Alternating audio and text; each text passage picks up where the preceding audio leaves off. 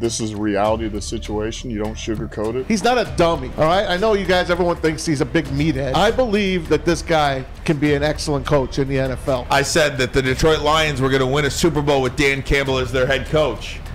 I'm not so certain that's the case now. Yeah, but Dan... And you got him in the freaking Super Bowl. If Dan Campbell doesn't have that belief, what are we doing? He has the belief. Okay, so why can't I have the belief in him? I believe Santa Claus is still going to come. But why can't I have that belief in him if he's got that belief in himself? I believe in Santa. Good. I love track Santa him every Claus Christmas too. Eve. Thank you. I got the app. I track him. Good. Just emphasize it, you know, that this is the reality of the situation. You don't sugarcoat it. You say it for what it is, and then these are the things we have to do moving forward. You know, it's still, in terms of playing the game and getting better, it's still about improving. It's still about all the little details, the fundamentals, turnovers, takeaways, penalties, and that all happens in practice, starts in practice, started in the walkthrough, and then it goes to our practice. So it's all about staying focused on those things. Dan Campbell talking about how to move forward here this year and beyond. Because Dan Campbell's going nowhere this year, Bray. And Tom Masway, you have thoughts on that? I do. First of all, you know, we hear Dan every week. It's because we have to, because that's what the NFL makes their coaches do. They have to talk to us. They got to talk to the media. They got to let the fans know what's going on. So you hear a lot of the same crap at all the coaches, except Bill Belichick. He'll just sit there and go, Dan Campbell, yeah, you got coach speak. I know every time I play a cut, and I'm like, hey, Ryan, sit down, listen to this. And within 5 seconds, Ryan's like, okay, I'm done. I've had enough. You know, and everyone says the same thing. It's because they have to answer the same freaking questions every week. I just want to say this. Dan Campbell, yes, we lost the Viking game and might have lost another game by in-coaching decisions, in-game decisions. But this guy has the tools to be a very good head coach. Started with Bill Parcells, moved over to the Dolphins on an interim basis. Got the most out of that team. Yeah, they had a losing record. They didn't make the playoffs. And then he went under Sean Payton for all those years. He's not a dummy, all right? I know you guys, everyone thinks he's a big meathead and he can't coach. I believe that this guy can be an excellent coach in the NFL. Nobody, but nobody, can get a lot of wins out of this sad sack team. They don't have the talent. And they brought back the same guys as last year, brought in a couple of rookies injured, didn't get on the field. Pascal just getting on the field. Jamison Williams, not yet. Jerry Jacobs from last year, just getting on the field. You see some improvements. You see some players that are improving. Maybe he doesn't have the right coaches. We all lauded that coaching staff he had. Maybe we were wrong. Maybe he's wrong there.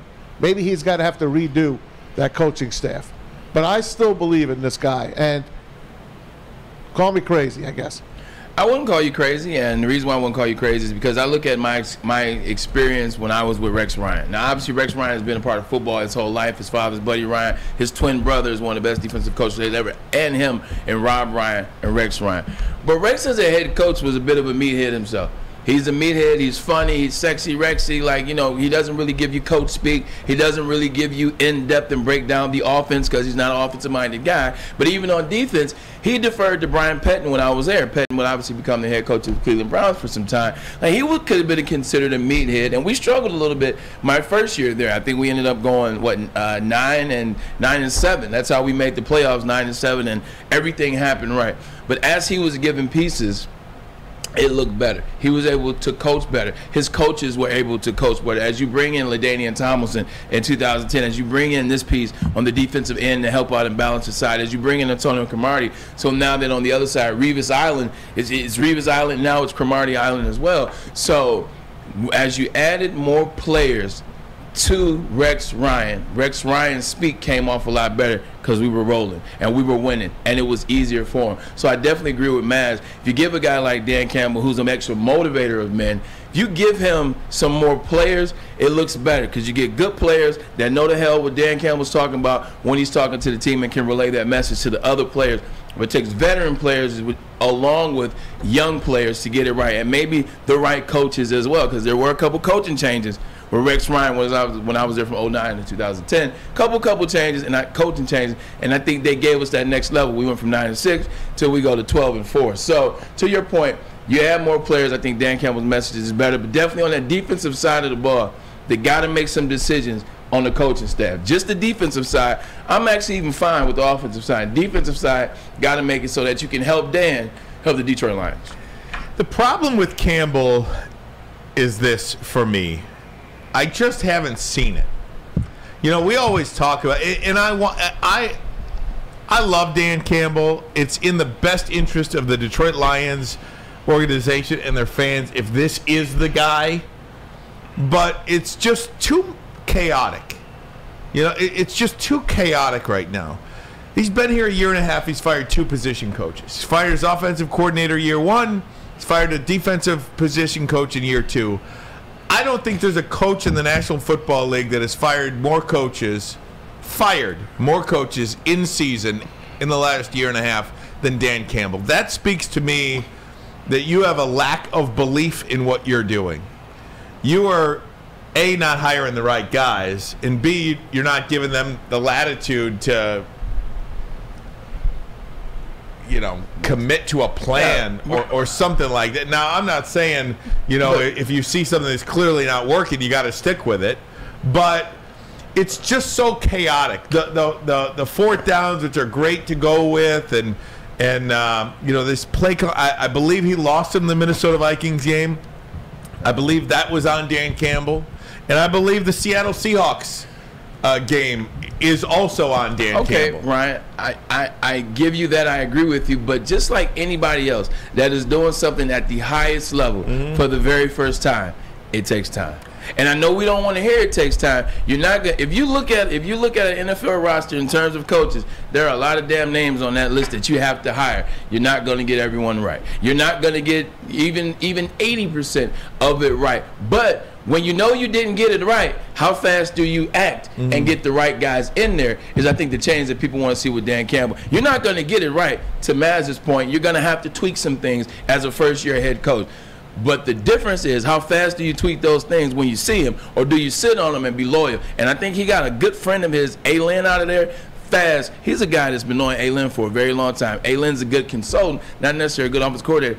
He removed A-Lin fast. He removed Aubrey Pleasant this year before it got out of hand, after he saw Ermanni 6 penalties, and in the next game you see players out of position in the Dolphins game. So it seems like he's making the decisions when they should happen, as opposed to just sitting and riding the wave because these are my homeboys and we summer together with the families. I think he's at least getting that part right. Listen, as a Jets and Giants guy growing up, I'm happy that they're doing well. But I don't believe for a second that it's real. I don't. Bradley Chubb? No, Jets and Giants. Oh, I'm sorry. I'm thinking. I've been on the Dolphins. He's a Dolphin, and they're unbelievable. Yeah. They're all in, by the way. I tipped my hand today. I just tipped my hand. So I just want to say, let's see how the Jets and Giants are for the rest of this year and into next year. Because right now, yeah, they played well the first 8 weeks of the season. They did. Congratulations. I want to see it continue. If it does, then I'll tip my hat to Robert Saleh and Brian Daboll and say, wow, they definitely got the better coach. Because the crap show that Dan Campbell took over here, freaking Vince Lombardi couldn't make them win. And that's fine. And I want to be very clear here, because I'm not saying that Dan Campbell should be fired or anything like that. I am not saying that. I hope he turns it around. What I am saying is that, 6 months ago, I said that the Detroit Lions were going to win a Super Bowl with Dan Campbell as their head coach. I'm not so certain that's the case now. I'm hoping that happens. I hope he grows into this job and becomes all of these things that we thought he was going to be 6 months ago. What I'm saying is, I am not as hardcore a believer like I once was. Now, there are some chinks in the armor, that's for sure. Is that Dan Campbell's fault, or is that your fault for putting too high expectations on Dan Campbell and what you thought you saw from the Detroit Lions? I expect every NFL coach that gets hired that their goal is to win a Super Bowl for the franchise that they were just hired to. It is. So I don't think that's an unreasonable expectation to have of Dan Campbell or of insert Nick Sirianni this or franchise- anybody. You only got six Super Bowl wins in the last 12 years. So it's tough to win a Super Bowl in the NFL. You only have 6 teams that have won a Super Bowl in the last 13, 14, 15 years. Only 6 or 7 teams. Because the Patriots are one of them. They won 7 of them.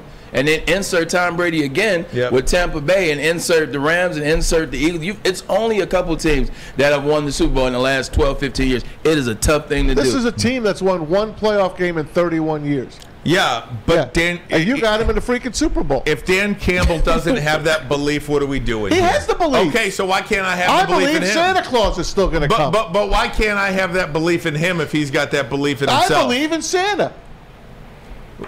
Enough with that. I don't even like joking like that. I do. Okay, good. I love Santa. Good. I track Santa him every Claus Christmas too. Eve. Thank you. I got the app. I track him. Good. What I'm saying is, be careful. We got kids to watch the show. If he's got this belief if he has the belief in himself, if the organization has the belief in him to hire him with that goal, why shouldn't I have that thought that Dan Campbell should win a Super Bowl? We all do.